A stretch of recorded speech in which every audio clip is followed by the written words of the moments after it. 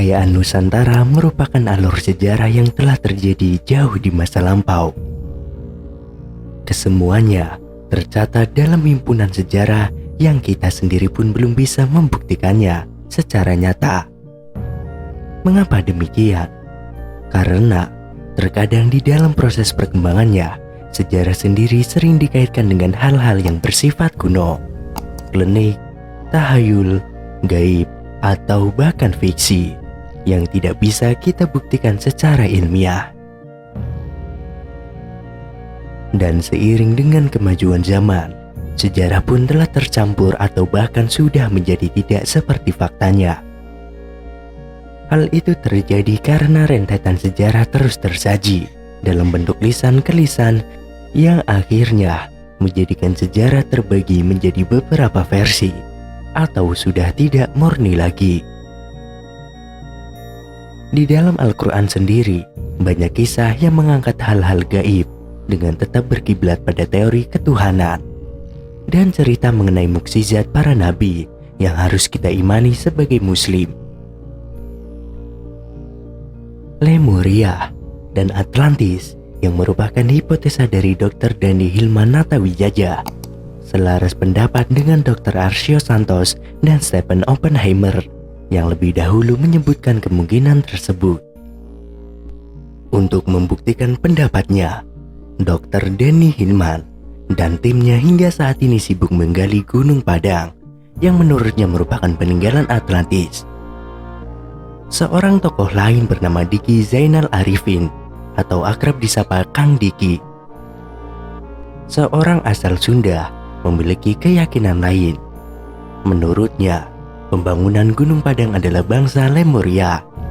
Bangsa Lemurian tersebut merupakan bangsa yang menurunkan suku-suku di Nusantara sekarang ini. Kang Diki mendapatkan teori tersebut berdasarkan metode time traveler atau nyimpleng, yang tentunya akan menjadi penolakan ilmuwan-ilmuwan yang lebih mempercayai metode ilmiah untuk membuktikan suatu teori. Ada pula pendapat bahwa Lemuria lebih tua dari bangsa Atlantis. Tetapi ada juga yang berpendapat mereka ada di satu zaman, itu pun tanpa bukti nyata.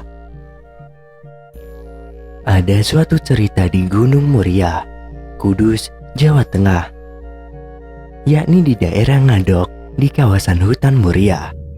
Ada seseorang yang bernama Bahwi. Beliau tinggal di sana seorang diri kurang lebih 20 tahun. Beliau bercerita tentang benua yang hilang.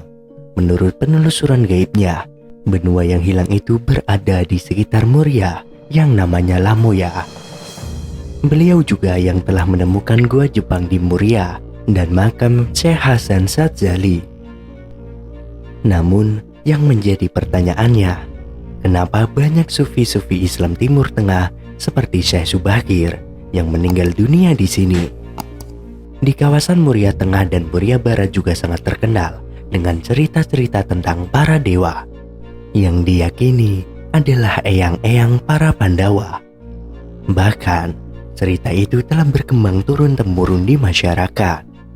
Di antara pertapaan itu ada juga yang bernama pertapaan Eyang Mada, Eyang Lokojoyo, dan masih banyak lagi. Tak heran pula, tempat tersebut menjadi syarat akan mistis dan terkadang dijadikan sebagai tempat bertapa lagi, terutama untuk orang-orang yang mencari keberkahan, ketenangan, ilmu, dan lain sebagainya.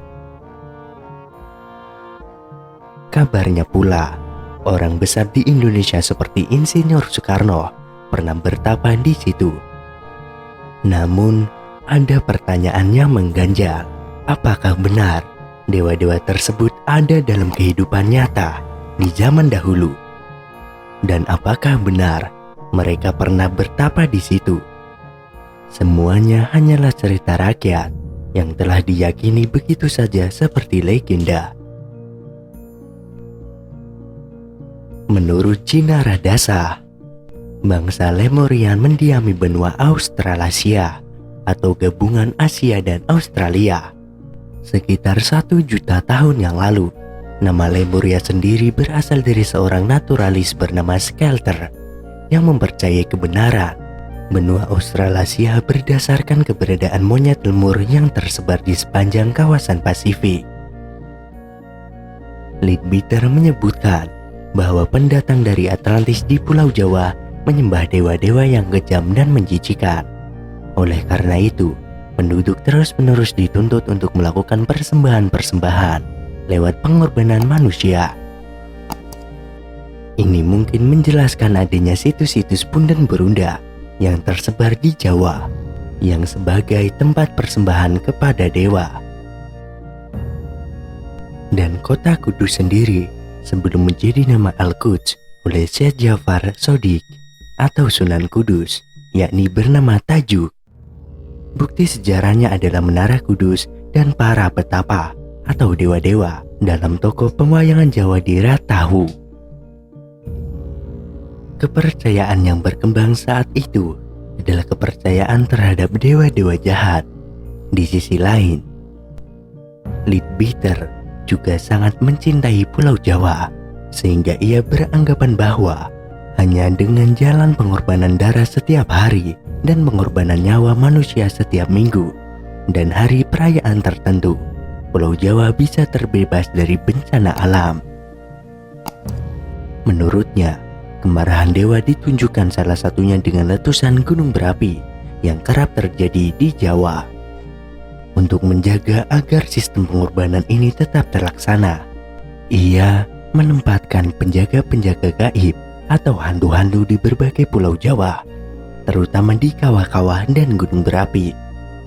Selanjutnya, sejalan dengan teori Profesor Fett, penjajahan Atlantis atas Jawa mulai berakhir ketika pulau ditatangi oleh bangsa Melayu, utamanya dari Kamboja. Setelah itu, Jawa mengalami kolonialisasi oleh bangsa kulit putih dari Kalingga, yang mana masih meninggalkan jejak hingga saat ini.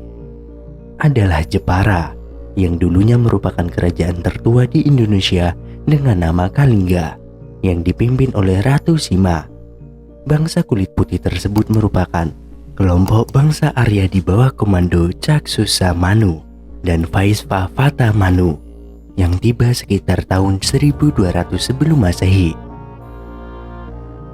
Awalnya, pendatang Hindu ini berprofesi sebagai pedagang yang cinta damai dan bertempat tinggal di pantai.